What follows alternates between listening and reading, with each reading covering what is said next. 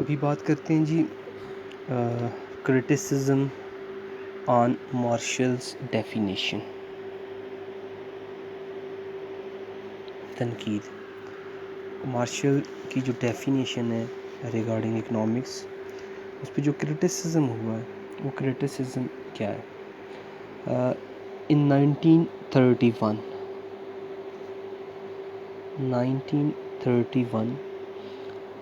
एक कानूनिस्ट हैं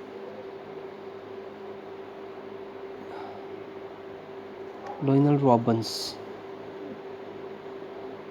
आपको मैंने क्लास में भी बताया था कि रॉबिन्स 3 तरह की डेफिनेशंस जो हैं इकोनॉमिक्स को डिफ़ाइन करने के लिए इस्तेमाल की जाती हैं। Adam Smith's definition of economics, Alfred Marshall definition of economics और professor Robbins definition of economics. इन तीनों को अगर कंपेयर किया जाए कि जो मोस्ट एक्सेप्टेबल डेफिनेशन है तो वो कौन सी है, तो हम कहते हैं जो रॉबिन्स की डेफिनेशन ऑफ इकोनॉमिक्स से ये मोस्ट प्रैक्टिकल डेफिनेशन है। तो ये रॉबिन्स हैं जिन्होंने बुक जो इंटाइटल्ड की थी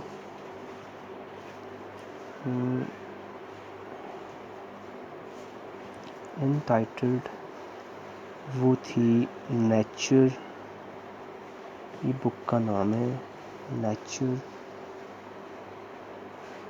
एंड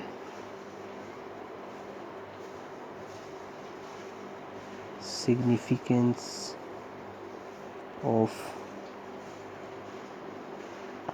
इकोनॉमिक साइंस। जिस बुक में इन्होंने मार्शल की डेफिनेशन को क्रिटिसाइज़ किया था। 1931 में ये बुक इन्होंने लिखी थी। तो जो सबसे पहला फॉरमोस्ट जो क्रिटिसिज्म है इनका प्रोफेसर मार्शल्स की डेफिनेशन पे, वो है द डेफिनेशन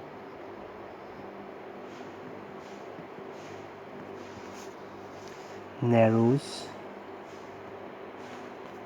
कैपिटल वर्डिंग में इसलिए यूज़ कर रहा हूँ ताकि आपको थोड़ा समझ आ जाए। द स्कोप ऑफ इकोनॉमिक्स,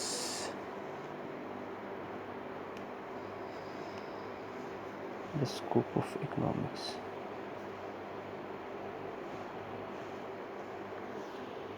अगर आप डेफिनेशन को देखें तो मार्शल की डेफिनेशन में जो मेन चीज़ डिस्कस की गई है वो है मटेरियलिस्टिक थिंग्स।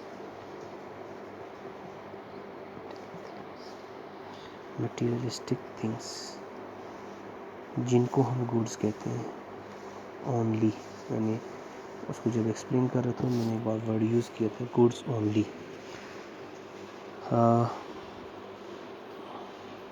ऐसी चीज़ें जो टेंजिबल हों, फिज़िकल फॉर्म में हो, नज़र आती हो, जगह घेरती हो, ओनरशिप कन्वर्ट होती हो, उनको गुड्स कहते हैं और वही मटेरियलिस्टिक थिंग्स कहलाती हैं। तो अगर आप मार्शल्स की डेफिनेशन को देखें तो वहाँ पे जस्ट मटेरियलिस्टिक थिंग्स की ही बात की गई है। एक मेजर पार्ट जिसको हम नॉन मटेरियलिस्टिक थिंग्स कहते हैं, शॉर्टली सर्विसेज कहते हैं उन्हें। ये एक मेजर पोर्शन अल्फ्रेड मार्शल की डेफिनेशन में से स्किप हो गया। उन्होंने मटेरियलिस्टिक थिंग्स की तो बात की है, लेकिन ये जो एक मेजर पोर्शन है नॉन मटेरियलिस्टिक थिंग्स जिनको सर्विसेज कहते हैं, ये उनकी डेफिनेशन में हमें कहीं भी नज़र नहीं आता। अगर हम प्रैक्टिकली इस चीज़ को ऑब्ज़र्व करें तो हम रोज़मर्रा की ज़िंदगी में देखते हैं कि जितनी वैल्यू हमारी कंजम्पशन पैटर्न में, हमारी ज़िंदगी में गुड्स की है, एग्जैक्टली उतनी ही वेटेज हमारे पास सर्विसेज की भी कहलाती है। Services of lawyers, teachers, doctors etcetera. तो ये जो कंसेप्ट है नॉन मटेरियलिस्टिक थिंग्स का, सर्विसेज का, ये ओवरवेलमिंग हो गया। सर्टनली इसको ओवरवेलमिंग कर दिया गया। अल्फ्रेड मार्शल की डेफिनेशन में। हालांकि जितनी वेटेज हमारी लाइफ में, हमारी सोशल लाइफ में गुड्स की है, एग्जैक्टली उतनी ही वेटेज सर्विसेज की भी है। तो जब एक पोर्शन को इस डेफिनेशन में डिस्कस कर दिया गया और एक मेजर पोर्शन को छोड़ दिया गया, तो हम कहते हैं कि अल्फ्रेड मार्शल की जो डेफिनेशन है, उस डेफिनेशन ने इकोनॉमिक्स का स्कोप जो है वो नैरो कर दिया है। नैरो का मतलब होता है तंग करना, कम करना, गिराना, घटाना। क्लियर हो गया जी। उन्होंने मटेरियलिस्टिक थिंग्स, गुड्स को तो डिस्कस किया कि attainment and use of material requires materialistic things का प्रोडक्शन और कंजम्पशन जो है इस तरह हो कि वेलबींग रिच गए। लेकिन जो मेजर पोर्शन है सर्विसेज का, उसको यहाँ से क्या कर दिया गया, स्किप। तो हम कहते हैं कि इकोनॉमिक्स की इस डेफिनेशन ने, अल्फ्रेड मार्शल की डेफिनेशन ने जो इकोनॉमिक्स का स्कोप है वो नैरो कर दिया है, कम कर दिया है। सेकेंड वन जो इस पर तनकीद की गई है, क्रिटिसिज्म की गई है, वो है well-being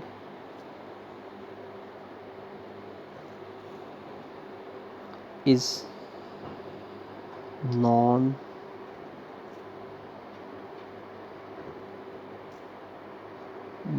measurable concept.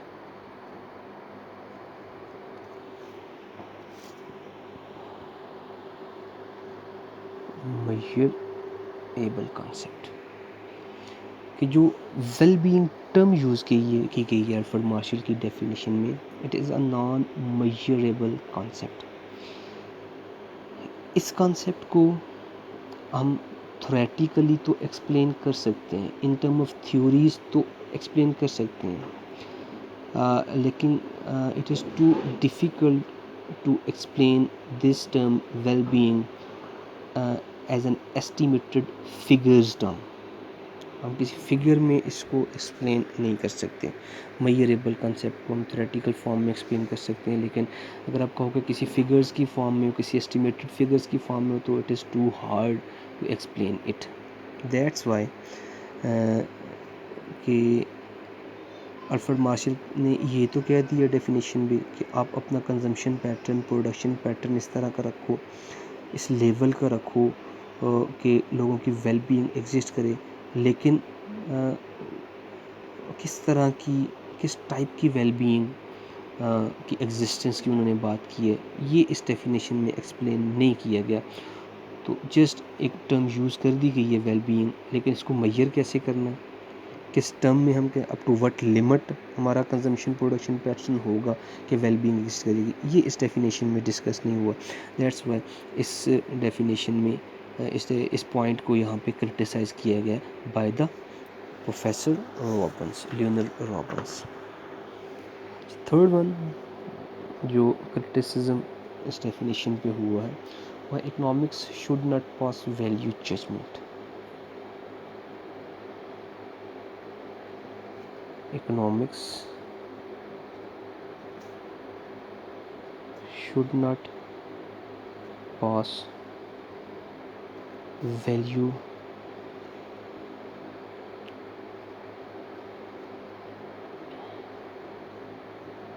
judgments.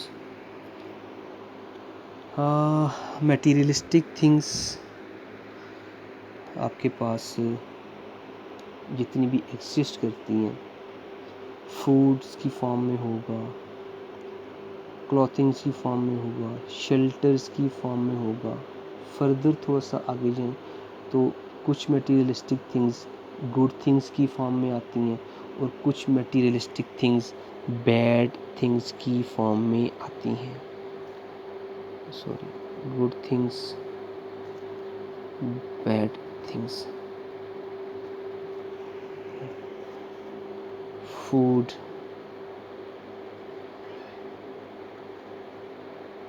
Shelters, जी, क्लॉथिंग एट्सेट्रा। जब बैड थिंग्स की बात करो, मटेरियलिस्टिक फॉर्म्स हैं, अल्कोहलिक ड्रिंक्स,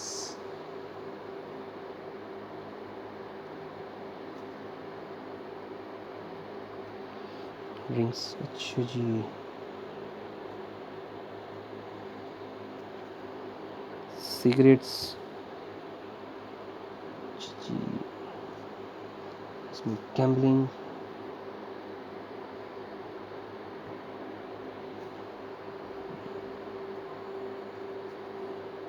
इंटॉक्सिकेंट्स, ये सारी चीज़ें, नशा आवर अद्वियात हो गई, ये सारी चीज़ें आपके पास बैड थिंग्स में, ये भी मटीरियलिस्टिक थिंग्स हैं, ये भी मटीरियलिस्टिक थिंग्स हैं। ठीक है, अब अल्फ्रेड मार्शल ने ये तो कह दिया कि आप मटीरियलिस्टिक थिंग्स की प्रोडक्शन और कंजम्पशन करो ताकि वेलबींग रहे, लेकिन इन मटीरियलिस्टिक थिंग्स में ऐसी बैड थिंग्स भी हैं, अल्कोहलिक ड्रिंक्स हैं, सिगरेट्स हैं, इंटॉक्सिकेंट्स हैं कि जिनसे लोगों की वेलबींग डिस्टर्ब होती है, वेलबींग एग्जिस्ट नहीं करती। तो यहाँ पे ये डिफ्रेंशिएट नहीं किया गया कि कौन सी चीज़ें जो है वो आपने प्रोड्यूस करनी है और कौन सी चीज़ें आपने प्रोड्यूस नहीं करनी, ताकि जो है वो वेलबींग डिस्टर्ब ना हो, एग्जिस्ट करे।